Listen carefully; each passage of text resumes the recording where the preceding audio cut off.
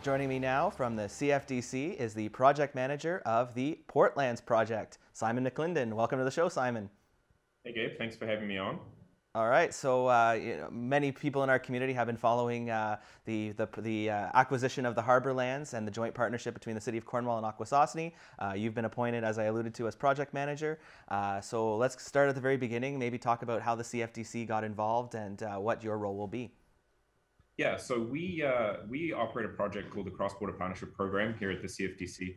I'm the project manager for that, and it's a economic development project that's designed to kind of strengthen the ties between Cornwall and Akwesasne and the surrounding areas. So sometime at the end of last year, pre-COVID, we had some initial discussions about moving the Portlands project forward, and we were kind of a natural fit there, I believe, and we had some discussions back and forth and started making the inroads, and then all of this happened, and so it's all been a little bit delayed, but now we're super excited to get amongst it and be a part of this project because it's really important for the communities. So yeah, happy we got there.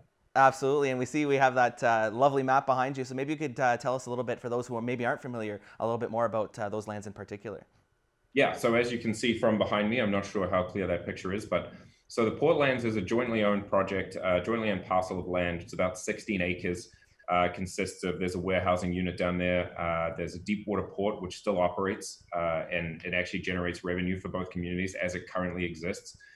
Part of the agreement that was with the federal government when they divested it is it had to continue to operate as a deep water port for a certain period of time. And I believe that period of time was 2 years. So now that land has kind of transitioned out of that requirement from the feds, and the exciting discussions can start to happen around what can be done with that land. So as it stands right now, it's still a functioning port. As you saw, there was a Coast Guard vessel there a couple of weeks ago.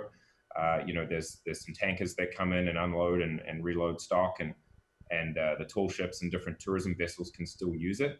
But ultimately, now that they've gone through that the period of time that was allocated to them, they can turn it into essentially whatever they want. Exactly. It's almost like a blank canvas, so to speak. It's going to be really exciting over the next year.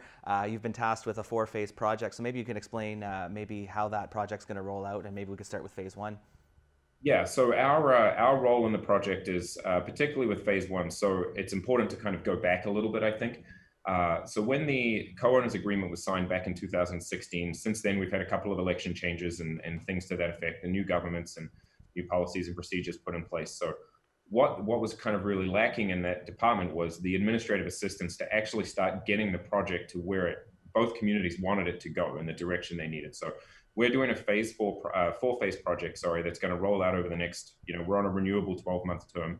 And our role is really just to offer that administrative support and kind of be the driving force behind getting two communities together to get this working.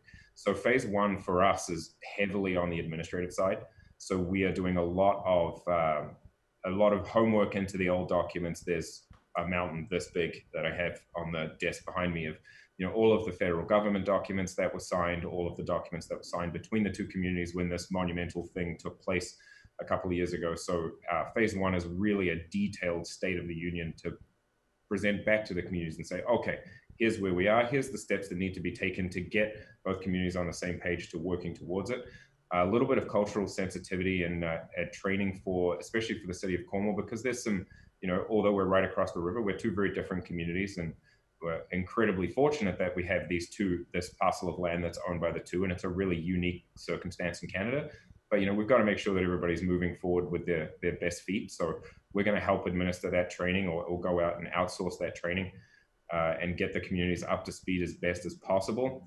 Phase 2, we start meeting, we get onto regular schedules of meetings, getting through the project as far as here's what we need to be, or here's where we need to be to start moving forward, develop some terms of reference for the communities and make sure that everybody's, on the same page legally. And there's a lot of back end work with accounting and legal procedures and things like that. And then phase 3 and 4 is when we start to get into the exciting stuff, which is setting it up so the co-owners and the communities can start having their input and their feedback on what's going to actually happen with that land and how long that's going to take. And we have no idea. And as the project manager, it's not our responsibility to come up with these ideas. I am not an ideas man. As much as my wife would disagree, I'm definitely not.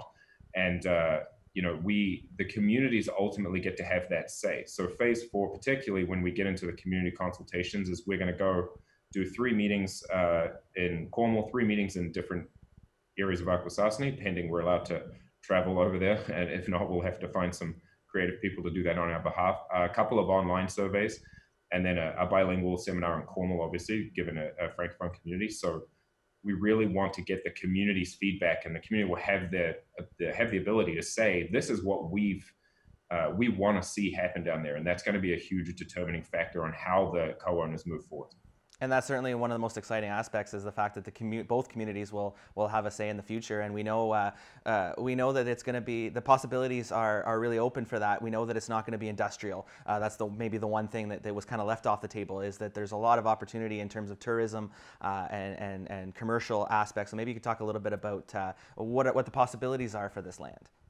So as far as possibilities go, as you said, industrial's kind of off the table. The agreement that was entered into back in 2016 says that it will not be or cannot be developed into any further, large-scale industrial uses. So the idea is once the community feedback and the co-owners get to put their ideas forward, it'll all be centered around a tourism development, a recreation development, mixed commercial use maybe. And then there is also the possibility for residential, but I mean, again, that's ultimately coming back to the co-owners and the community to really put that vision forward. And we just kind of handle the back end stuff. It's funny because the story broke on Monday that we were taking this over, and I've had 3 phone calls already of people saying, I've got an idea. And I'm like, perfect, hold on to it for a couple of months until we can get to a point where we're ready to go. But not having industrial down there is really good, both from an environmental standpoint. And, we don't need to be tampering with any more, large-scale projects that are going to require huge amounts of environmental remediation and excavation. And it's just not good for the project. And this is going to be something from an economic development standpoint that's really designed to move the communities forwards together, as opposed to going back to what it was originally created for, which was an industrial port for a lot of factories that quite honestly aren't there anymore. Absolutely, and of course you've alluded a lot to the 2 communities, and obviously even though you're leading the project, both of the communities are going to be right at the table as part of this process. But you also mentioned how unique this project actually is, and maybe we could finish just talking about that, of how this really is going to be a one-of-a-kind thing, at least in Canada, and maybe in the world too, of this partnership between an Indigenous community and a Canadian community. Yes, you're right for sure. And I don't want to overstate the pure facts because I'm not 100% certain, but to the best of my knowledge, so in 2015, the Transport Canada and the federal government divested something in the region of 450 ports across the country, the majority of which were just turned over to the town that they were in and continued to operate as ports, particularly if they were on the ocean. So a large majority of them were on the East Coast, West Coast. This one in particular is the only one that was divested as a joint ownership project between a First Nation and a municipality in Canada. Now, I'm of the opinion, and most of us are, there are a couple of similar deals to this that have been done with varying projects across the country, but it's in a very, very, very small number of jointly owned pieces of land between a First Nation and municipality. And I think that really speaks to the willingness of both parties to come together and collaborate on this monumental deal that has joint impact and joint input from both communities. And there's very, very few of these in Canada, if not less than a half a dozen. So the uniqueness of it is incredible, and it's super exciting.